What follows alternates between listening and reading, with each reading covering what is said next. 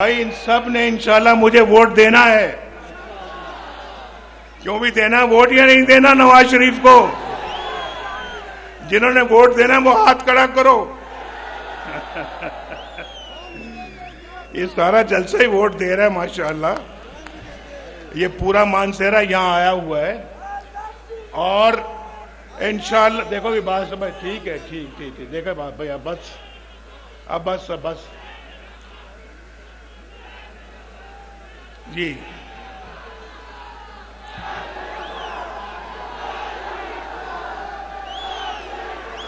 मरियम यहां पे इलेक्शन लड़ने नहीं आई, लेकिन मुझे मरियम ने कहा था कि मैंने मानसेरा आपके साथ जरूर जाना है।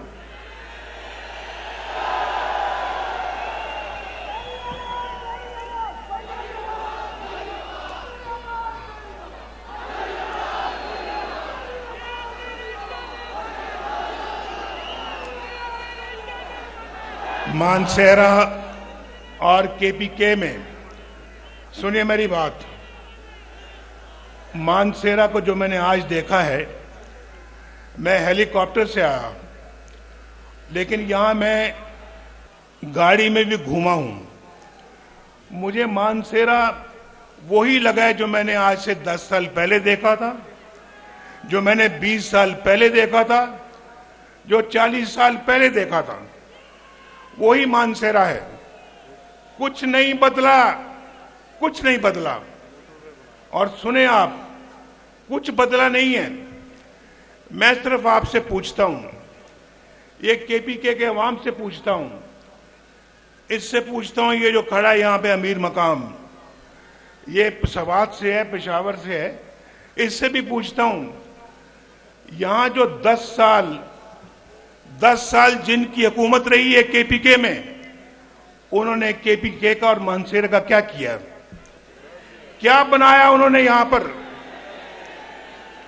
मुझे बताएं क्या बनाया है, क्या संवारा है मानसेरे का? मैं तो वजीर आजम था, यहां वजीर आला किसी और पार्टी का था। उस पार्टी के सदर को भी आप जानते हैं, चेयरमैन को भी आप जानते हैं, उस पार्टी की हुकूमत को भी जानते हैं, जो 10 साल यहां पर हुक्मरान रही। क्या बनाया उन्होंने केपीके का? केपीके में कोई नया केपीके बनाया? कोई नया पाकिस्तान बनाया? कोई तब्दीली आई? कोई बेहतरी आई? बल्कि यहां पर अगर किसी ने कुछ बनाया है तो वो फिर इस मोटरवे पे जाके देखे कि नवाज शरीफ ने यहां पे क्या बनाया है।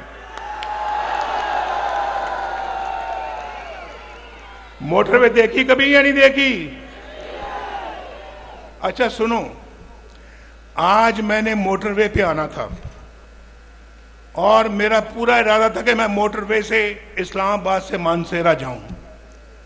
बड़ा शौक है मुझे इस मोटरवे को देखने का, जो अपने हाथों से बनाई, लेकिन जब वो तैयार हुई तो मैं जेल में था और वो मुकम्मल हो गई। अल्लाह का शुक्र है, बेहतरीन और बहुत खूबसूरत मोटरवे है ये, और मानसेरा तक आती है। आप जानते हैं, जो मेरा ख्याल है कि 30 साल से ऊपर वाले लोग हैं या जो 20 साल से ज्यादा उम्र वाले लोग हैं, वो जरा मुझे बताएं कि मोटरवे में आज इस्लामाबाद से मानसेरा या मानसेरा से इस्लामाबाद कितनी देर में पहुंचते हैं आप? ज्यादा से ज्यादा 2 घंटों में। मैंने किसी से पूछा, अभी मैंने किसी से क्या सफदर से पूछा, सफदर से, ये तकरीबन महीने में 1-2 दफा यहां आते हैं और आजकल तो यहां मुकीम है। मैंने कहा सफदर मुझे बताओ कि ये मोटरवे में आप इस्लामाबाद से मानसेरा कितनी देर में पहुंचते हैं? तो सफदर ने कहा कि अगर मैं तेज गाड़ी चलाऊं तो 1 घंटा 20 मिनट, अगर मैं आराम से आऊं तो 1 घंटा 40 मिनट। मैंने 2 घंटे कह दिए। और मैंने पूछा इससे पहले जब मोटरवे नहीं था, और आपसे भी पूछता हूं, जब मोटरवे नहीं था तो कितनी देर में पहुंचते थे मानसेरा? नहीं कुछ नहीं पता, ऐसे हाथ खड़ा करके बताओ। ऐसे देखो देखो देखो, अगर तो 2 घंटों में पहुंचते थे पहले, तो फिर 2 करो, ऐसे ऐसे। 3 में सुने सुने, 3 में तो ऐसे करो, 4 है तो ऐसे करो, 5 है तो ऐसे करो। क्या ये 5 में? कहां 5, कहां 1.5 घंटा। नवाज शरीफ को दुआएं तो दो, दुआएं तो दो भाई। भाई अगर नवाज शरीफ रहता, अल्लाह ताला के फजलो करम से, सुनो, मैं बहुत एक सीधी बात करने लगा हूं।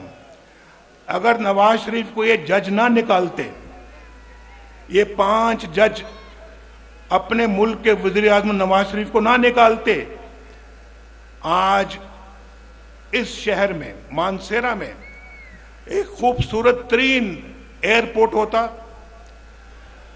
खूबसूरत तरीन ये शहर होता,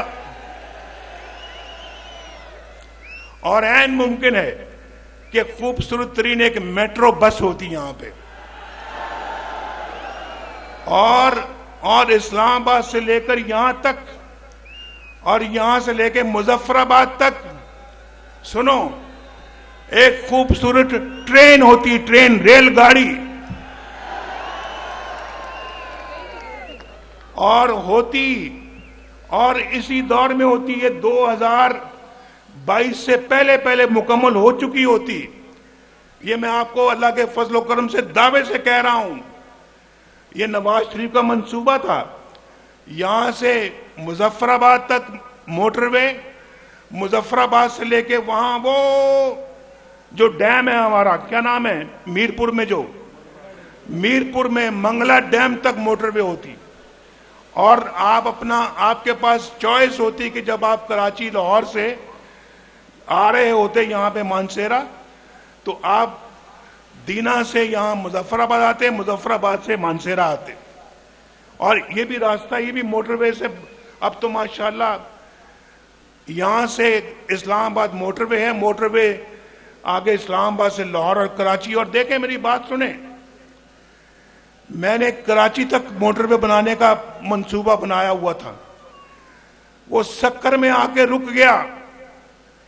सक्कर में पिछली हुकूमत ने सक्कर से आगे उस मोटरवे को नहीं बनाया। कितना बड़ा जुल्म है ये, पाकिस्तान के साथ कितना बड़ा जुल्म है। नवाज शरीफ ने आके अल्हम्दुलिल्लाह मुल्क में लोड शेडिंग का खात्मा किया। ना सिर्फ लोड शेडिंग का खात्मा किया, बल्कि बिजली सस्ती फराम की, सस्ती बिजली लोगों को दी, गैस सस्ती दी, लोगों को रोजगार मिला। और पाकिस्तान में जगह जगह मेट्रो बस बनाई, ऑरेंज लाइन बनाई लाहौर में। उसके बाद पाकिस्तान की बिल्कुल एक ओवरहॉलिंग शुरू की हमने। और अगर मैं समझता हूं हमें अपनी हुकूमत की मुद्दत पूरी करने दी गई होती, उसके बाद अगली हुकूमत भी अल्लाह के फजल करम से आपने मुस्लिम लीग को देनी थी।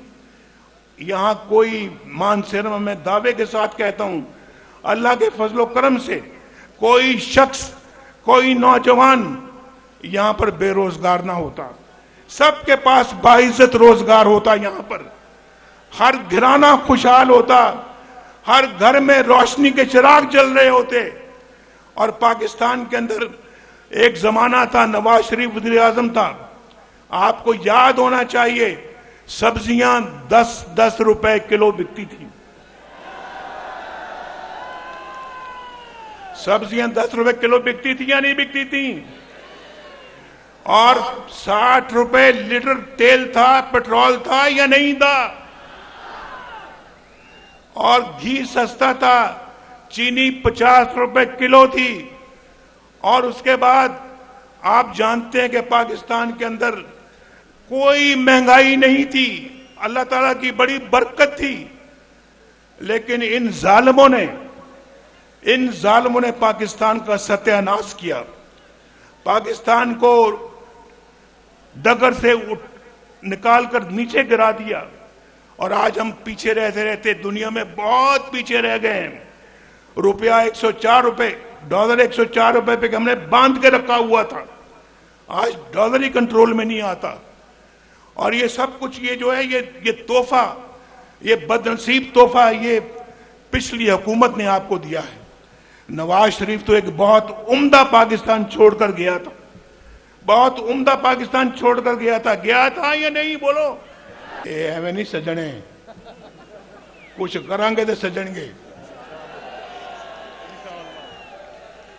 जिन्होंने बिगाड़ना था वो बिगाड़ के चले गए हैं। ये पाकिस्तान के साथ बहुत जुल्म हुआ है। हम नारे तो बहुत लगाते हैं, लेकिन ये जान जोखों का काम होगा इस पाकिस्तान को दोबारा पटरी पे लेकर आना। ये कोई आसान काम नहीं है। ये भाई आपको भी हुकूमत के साथ कंधे से कंधा जोड़ना होगा, दोबारा तामीर करनी होगी इस मुल्क की आपको। लेकिन खैबर पख्तूनख्वा वालों, आप भी इस झूठे शख्स के झांसे में आ गए। बोलो, आप भी इस झूठे शख्स के झांसे में आ गए? यार वोट तो आपने दिया था, हुकूमत तो यहां थी उसकी। हुकूमत तो खैबर पख्तूनख्वा में उस पार्टी की थी।